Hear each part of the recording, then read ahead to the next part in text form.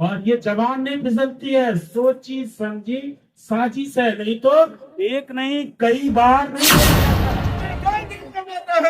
अमर रहे, अमर रहे, अमर रहे, अमर रहे। जब तक सूरज चांद रहेगा। ये आपका जो विचार है, आपने जो बीड़ा उठाई है, उसमें हम लोग भी अपने तरीके से आपको सहयोग करेंगे, देश के अंदर भी देश के बाहर भी। गरम दल नरम दल सब बातें हैं, इतिहास में कुछ ये नहीं है। इतिहास को छेड़ना मतलब संविधान को छेड़ना। आज से 5 साल पहले या 5 साल से ज्यादा पहले जो राहुल गांधी बार बार रट लगाते थे कि संविधान बचाओ, इस देश की एकता को बचाओ, अखंडता को बचाओ, संस्कृति को बचाओ, तो लोगों को लगता था कि एक नैरेटिव सेट करने जा रहा है राहुल गांधी, इसका हकीकत से कोई लेना देना नहीं है। राहुल गांधी बोलते रहे डरो मत, जो हो रहा है आसपास उसको बोलो। तुम आजाद देश के नागरिक है, कोई तुम पर अपनी विचारधारा को गलत तरीके से नहीं थोप सकता। उनकी बातों का धीरे धीरे असर हुआ, लेकिन लोगों को यह नहीं मालूम था कि इतना व्यापक असर होगा। नहीं तो इस देश के फिजा में अभी कोई और सत्तासीन होता। लोगों को तब पता चला जब उन्होंने मीडिया को सबको इस तरह मैनेज किया हुआ था, 400 पार 400 पार 400 पार, लगता था कि कुछ है ही नहीं। 400 पार क्यों? एक सांसद से पूछा गया कि आप भाई 400 पार ही क्यों? बोला संविधान को बदलना है।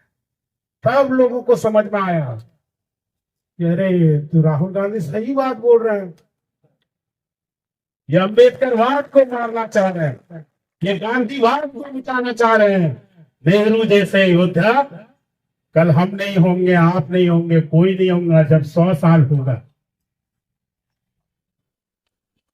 जब हमारे मीडिया और जो लोग आजकल स्वतंत्र रूप से लिखते हैं, लेखनी के जादूगर हैं, जब वो लोग 100 साल का इतिहास लिखेंगे भारतीय लोकतंत्र का, जिस पर हम गर्व करते हैं, तब क्षण क्या आएगा कि नेहरू का क्या योगदान था, क्या दृष्टि था, क्या सोच था। गांधी यूं ही सुभाष चंद्र बोस ने उनको राष्ट्रपिता नहीं कहा था, या फिर रविंद्रनाथ टैगोर ने उन्हें महात्मा की उपाधि यूं ही नहीं दे दी थी।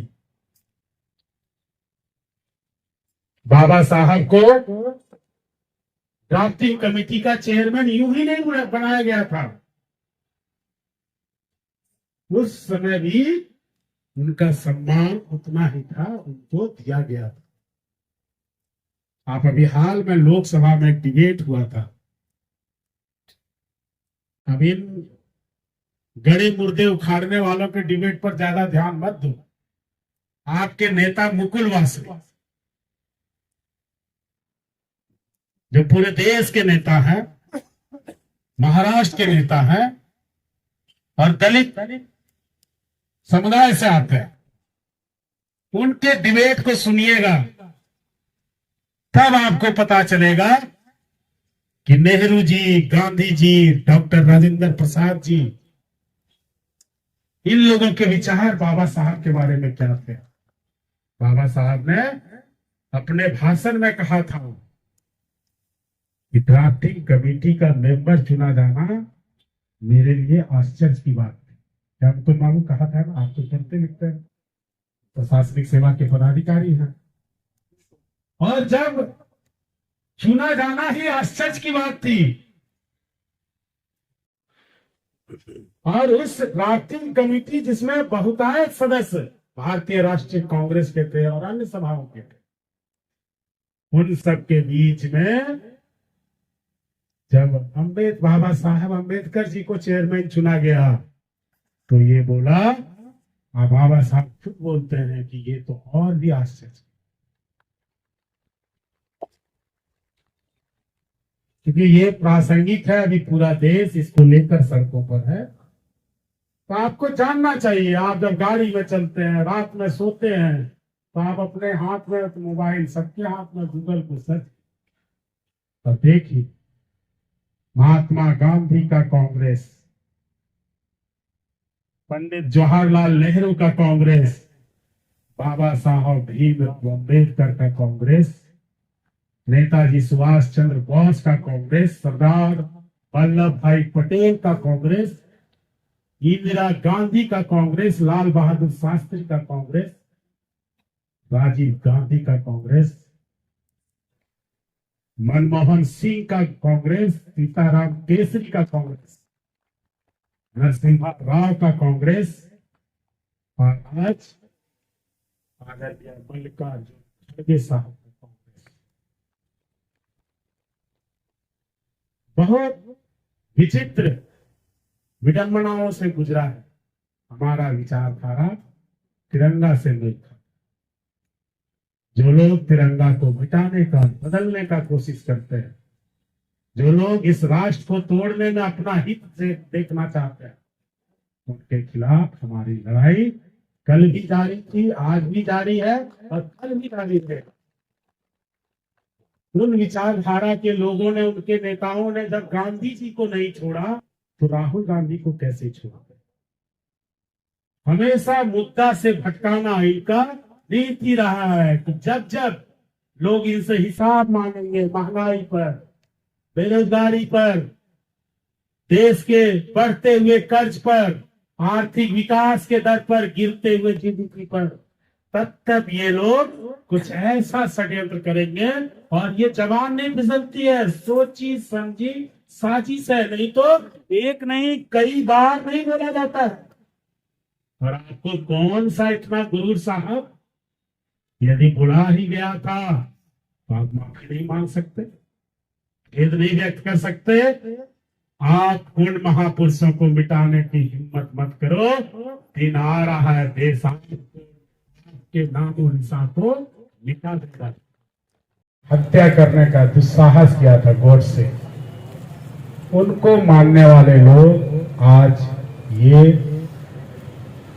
सारे वाक्य सदन के अंदर, संसद के अंदर, विधानसभाओं में, अपने भाषणों में शुमार करते जा रहे हैं, जिससे देश में एक आक्रोश पनपा है। इतिहास क्या है? आपके बोलने से इतिहास नहीं बदल जाएगा।